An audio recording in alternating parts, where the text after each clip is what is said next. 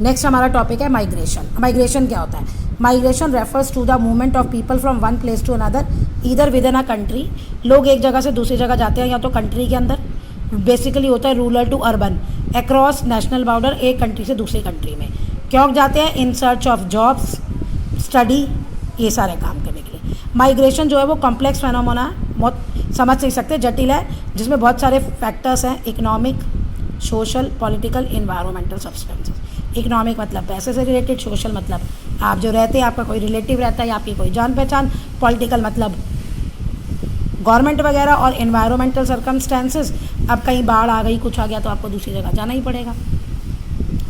Push pull factors क्या है? Migration offer driven by the combination of push और पुल factors. क्यों होता है ये बताना चाह रहा है। पुश फैक्टर्स जो है वो है जो इंडिविजुअल्स को और कम्युनिटीज़ को प्रेशराइज करते हैं कि वो अपनी जहाँ पैदा हुए हैं वहाँ जगह छोड़ दें, पुश दूसरी जगह चले जाएं।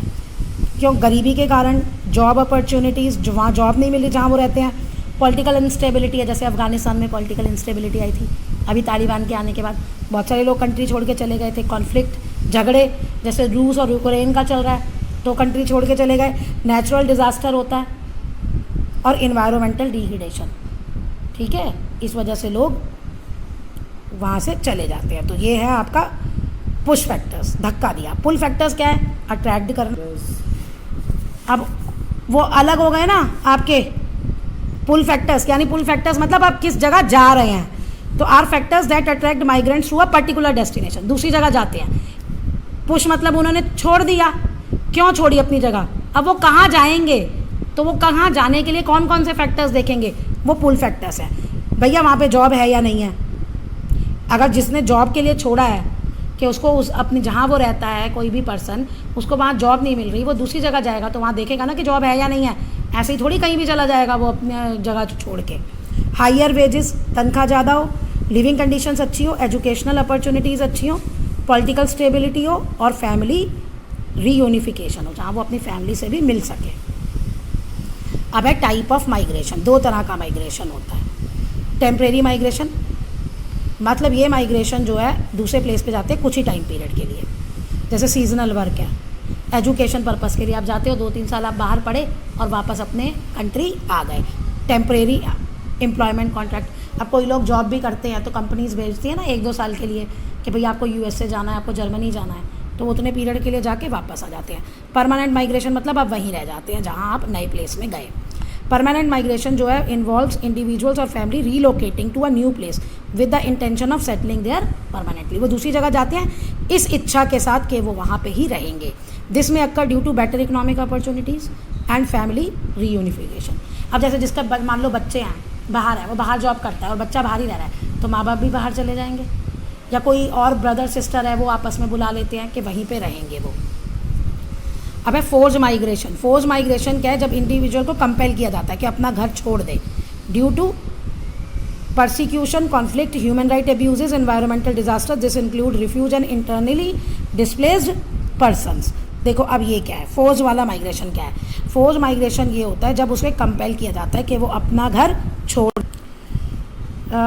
यहाँ पे परसिक्यूशन मतलब है कि मान लो आपको कुछ लोग परेशान कर रहे हैं, दुखी कर रहे हैं, आप वहाँ नहीं रह सकते। कॉन्फ्लिक्ट्स, आपके झगड़े हो रहे हैं। ह्यूमन राइट्स एब्यूजेस, आपका ह्यूमन राइट्स छीने जा रहे हैं। और इन्वायरमेंटल डिज़ास्टर आ गया। ये है कि आप इसमें आप विलिंग हो छोड़ने के लिए, आप चाहते हो चलो थोड़े टाइम के लिए जाना है, कोई प्रॉब्लम नहीं है। इसमें भी आपकी इच्छा है, लेकिन इसमें आपकी इच्छा नहीं है, आपको मजबूरी में जाना पड़ रहा है, वो जो भी कारण हो। नेक्स्ट है इम्पैक्ट ऑफ माइग्रेशन। माइग्रेशन का क्या असर होता है? दोनों पॉजिटिव और नेगेटिव दोनों हैं। इकोनॉमिक इम्पैक्ट क्या है? माइग्रेशन जो है वो इकोनॉमिक डेवलपमेंट में कंट्रीब्यूट करता है in both the origin and destination countries, दोनों जगह। अगर वो कहीं दूसरी जगह गया है, एक पर्सन अपना गांव छोड़ के शहर आया है पैसे कमाने के लिए, तो वो गांव शहर में पैसा कमा रहा है, इनकम हो रही है, और वो पैसा वो जहाँ उसकी फैमिली रहती है वो वहाँ भी भेज रहा है, तो वहाँ पे भी इनकम हो रही है जो पहले इनकम नहीं होती थी। तो तभी ये कह रहा है ओरिजिन और destination. Migrants often fill labour gaps in sectors where there is a shortage of workers. अब कहाँ जाते हैं लोग? जहाँ काम होता है। और काम कहाँ होता है? जहाँ लेबर की शॉर्टेज है। लेबर की शॉर्टेज की वजह से जो मान लो एक फैक्ट्री में चला रही हूँ, उसमें मेरे पास लेबर कम है, तो मेरा सामान भी कम प्रोड्यूस होगा, मैं कम सामान बेचूंगी, मुझे पैसे भी कम कमाऊंगी। लेकिन अगर यही लेबर मेरे को कहीं और से मिल जाती है तो मैं ज़्यादा सामान बनाऊंगी और मैं ज़्यादा कमाऊंगी, तो contributing economic growth, increase productivity and innovation. Innovation मतलब है नए नए तरीके खोजना। Additionally remittance sent by the migrants to their home country can boost the local economy. ये वही बात है कि जो पैसा वो कमाते हैं वहाँ वो अपने घरों में बेचते हैं, माइग्रेंट्स वर्कर्स अपने घरों में बेचते हैं, तो वहाँ लोकली भी इकोनॉमी बढ़ती है। इकोनॉमी मतलब पैसा। सोशल इम्पैक्ट क्या होता है? Migration can lead to cultural exchange. अब एक बंदा जहाँ जाता है वो दूसरी जगह के रीति रिवाज को जानता है, अपने भी फॉलो करता है, तो वहाँ रहने वाले लोग उसके बारे में भी जानते हैं। डाइवर्सिटी होती है, मल्टी कल्चरलिज्म आ जाता है डेस्टिनेशन कंट्रीज़ में। However it can also pose challenge, लेकिन इसे चैलेंज भी है, social integration and cultural tension. ठीक है, मतलब ये कि अगर वो आपस में मिक्स नहीं होते तो झगड़े भी हो सकते हैं। मिक्स हो जाए तो बहुत अच्छी बात है, डाइवर्सिटी बन जाती है, आपस में रहते हैं। लेकिन अगर नहीं हो पाते एडजस्ट तो ये प्रॉब्लम आ जाती है।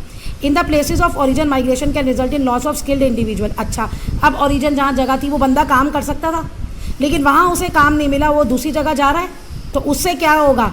वही लॉस ऑफ स्किल्ड हो गया। Brain drain.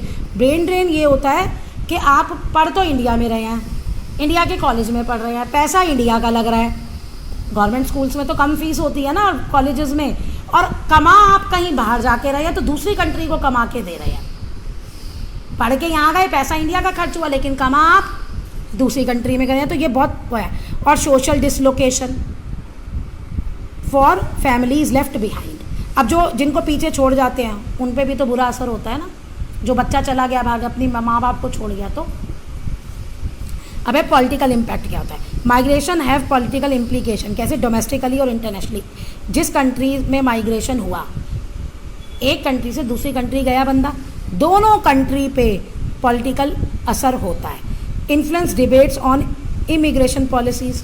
कहते हैं ना, वो दो कंट्रीज़ में ऐसे नहीं होता कि आप चले गए, मैं आज अमेरिका जाना चाहती हूँ, ये नहीं मेरा राज्य में चली गई, तो कुछ रूल्स सेट होते हैं, हमें वो फॉलो करने होते हैं। अब वो उनकी कंट्री पे होता है, वो क्या रूल फॉलो करते हैं, मुझे हमेशा रहने देंगे, नहीं रहने देंगे, मुझे आने देंगे, नहीं आने देंगे, बहुत कॉम्प्लिकेटेड प्रोसीजर है।